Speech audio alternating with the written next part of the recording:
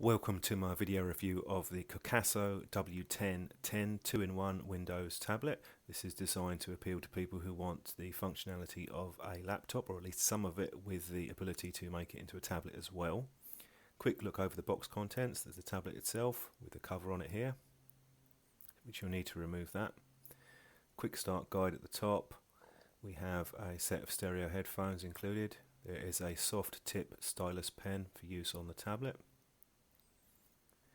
This is quite interesting. This is UK version. This is the USB travel charger, so you flip that open and twist that around, and there's your plug. And you'll see the USB port here. And then when you finish, just close that up. It's very compact, good design, quite like that. Good thinking on that. This is the USB on-the-go adapter, converts the micro USB to a full size. Micro USB cable is here. This is the tablet case, which also includes the keyboard, which we will look at in a bit more detail shortly. Included is a quick note about the battery, so you want to read that. You want to give the battery a conditioning charge before you use it, so make sure you pay attention to that.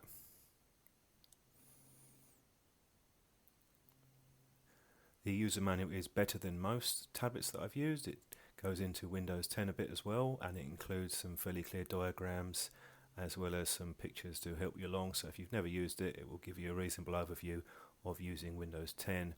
Quick look at the specs on the front of the box. Quad-core processor. You also have the subscription to Office 365. You'll have to register to get that, but that's a good bonus feature. Here's the specs on the back.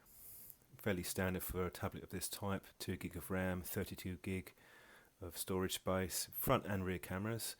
On the back here we can see the brushed metal effect. It's sort of a gunmetal camera at the top, and on the sides we have the cover for the micro SD card. A little bit fiddly to put that back. That's to expand the storage capacity. Here we have the input for charging, micro USB, HDMI out, USB port, DC and 3.5mm jack. On the side the power and volume controls. Here we have the connectors for the keyboard and the lugs which secure it in place. Quick look at the front now. Make sure that you peel off that protector because you won't be able to use it otherwise, and there's an additional spare one provided. Here it is here with a cutout for the front camera. Taking a closer look at the cover, quite a nice soft touch effect. You'll notice the magnetic closure here, and there's the keyboard. Both sides are flexible and can be pushed up like this into a sort of triangle, which will hold the tablet in place quite firmly. When you finish, you just close up. The attachment for the tablet is magnetic, so as soon as you push it in, it clicks in quite firmly, and even if you pull it up and down, it stays in place. I like the design of this. It works quite well. It protects the tablet, and it also gives you a stand. The only disadvantage is if you have it on your lap, then you'll have to open out the side parts, otherwise you won't be able to put it there comfortably, or possibly use a book might be an idea. Onto the keyboard. USA layout with this, but we do have individual left and right buttons beneath the touchpad, silicone pads on the corners, and we have 3 LED indicators: caps lock, scroll lock, number lock, etc. Keys are set with media functions by default, but you can get to the F buttons with the function button. Brushed metal effect here. It looks a bit more interesting than a standard plain plastic, even though it actually is plastic on the case cover there. Booting up now, you'll have to register for the Windows as per normal. You set your location and time zone. Doesn't take too long to get going. There's just a few minutes delay once you've actually put that information in. Once you boot it up, it's very much the same as any other Windows device. You'll notice the icon here with the Windows logo is actually the shortcut for a start menu, a bit like a home button on an Android or iOS device, same sort of thing. So that's touch sensitive. Or you can use the start menu button on the left.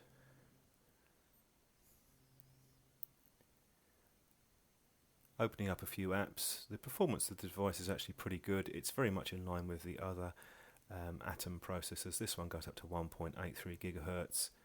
It's quite fast for normal tasks such as this, and it copes with 3D tasks quite well. You'll notice here we have the Bluetooth, which isn't listed in the spec, but it is a hardware device on the tablet. You also have the shortcut panel for different settings such as brightness, airplane mode, Wi-Fi, etc. You can also switch between the tablet view and the desktop. Obviously the tablet is going to work better once you're using it as a tablet, but you have a choice here.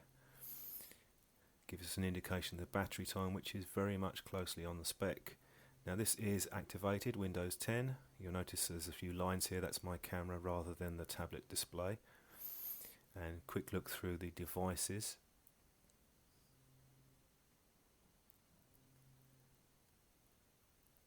One point to note with the USB is that it is USB 3, it's not standard USB 2, so bear that in mind. That's a good feature to have. That will provide a bit more power and it will be faster too.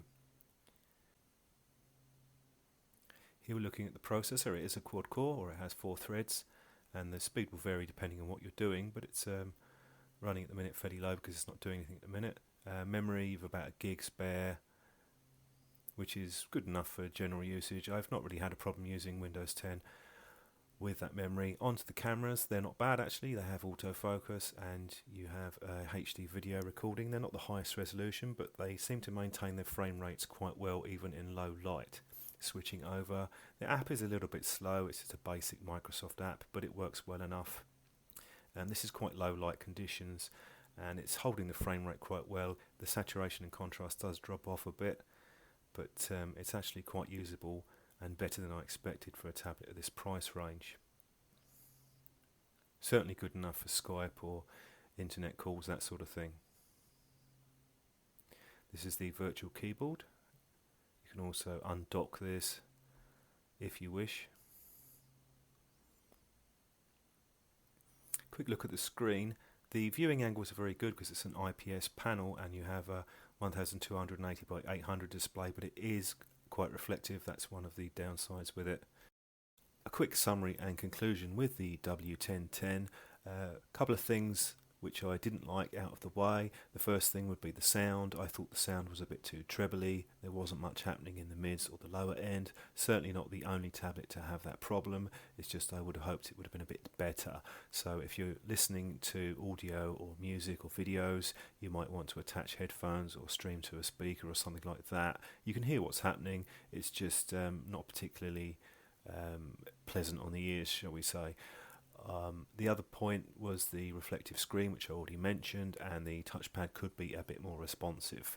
The strength of the tablet would be the price. It's currently one of the lowest 10-inch tablets on the market, Windows tablet, and the performance is actually quite good. It's more than good enough to do school work, college work, general use, and streaming video, and even playing a few games on it. So it's quite a versatile tablet in that regard. The other area which I thought was a strength was the battery life. That was quite good. I was easily getting 5.5–6 hours, possibly a bit more out of it.